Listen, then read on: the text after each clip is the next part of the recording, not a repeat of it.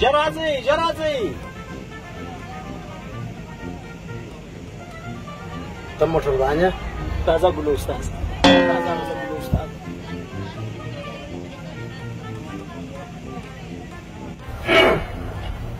سلام علیکم دوستانو. خدای مو خوشحاله لره. ښه سفر تاسو ټولو ته غواړم. زه ګلو استاد تر کابل ستاسو په خدمت کې یم. الله مو خوشحاله لره. یو د خیر دعا مو وکړه. خانم وروره یو څه ته سر خلاص کړه د سواریانو. دواړو سترګو ګلو استاد. دوستانو عزیزانو سفر په مخ کې دی، نو باید دا بس او دغه ترانسپورټ خپل وګڼو. پر لار به احتیاط کوئ وروره، زوړې مه غورځوئ، پوستکي مه غورځوئ، کڅوړې درته پراتې دي نظافت په مراعات کړو د خیر سره او پاتو بېدېږئ مه. پر لارې خوند واخلئ، سړکان وګورئ، پر موټر باندې خوند واخلئ، څنګه موټر دی، څنګه استاد دی، څنګه موټر چې دی. السلام علیکم. استاده دا بدواني علاقه بدواني لانه کې زما تبه ده. استاد زما خوا ګرځي، کڅوړې مې نه دي راخیستې، کورت روغانۍ رقم شال مې خوړلي دي. تازه تلوالي هم چابک زه وروره تر اوسه مو حرکت نه دی کړی. ستاسې بیا څونه فرمایشات شوله. وروره یو وایي بادوان بند که، بل وایي چالان دی که خلاص یې که. وروره هیڅ چالان ده، د دغه ته فکر نشته. خو دا نه خوله در باندې را روانه نه بل شی. په یخ موټر کې ناست یاست، بیا هم فرمایشات شروع شوه. بل وایي زما خوا ګرځي چې خوا دې ګرځي. وروره ولې راخېږم موټر ته چې راخېږم موټر ته باید خوراک ونه کړې. نو زه ستا دپاره څه وکړم؟ لمن در وړمه کڅوړې خما چې درته ایښې دي خپله هغه ډکې کړه.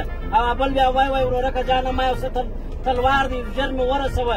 دا تیاره ده وروره خپل ته واړوم باره وایي استاد خراب استاده ډېرې خبرې مه کوه.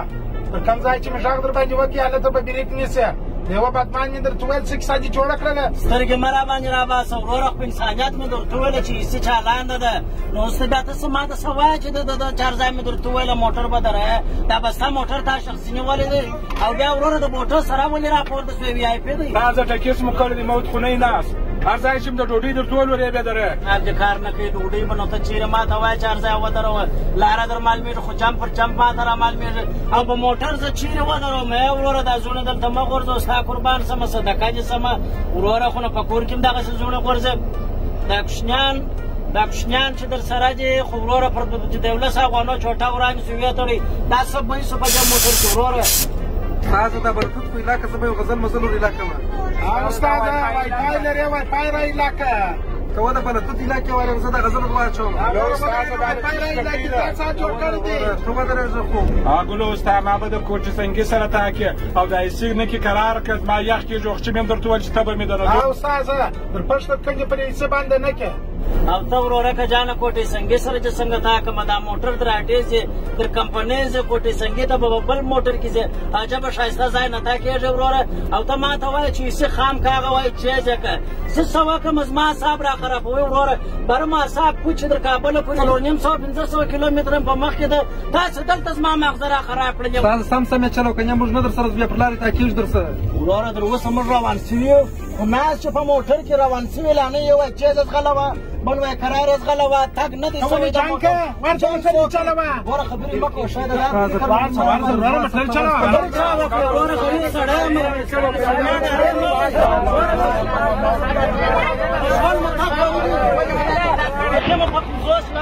دا موټر رانیولی دی.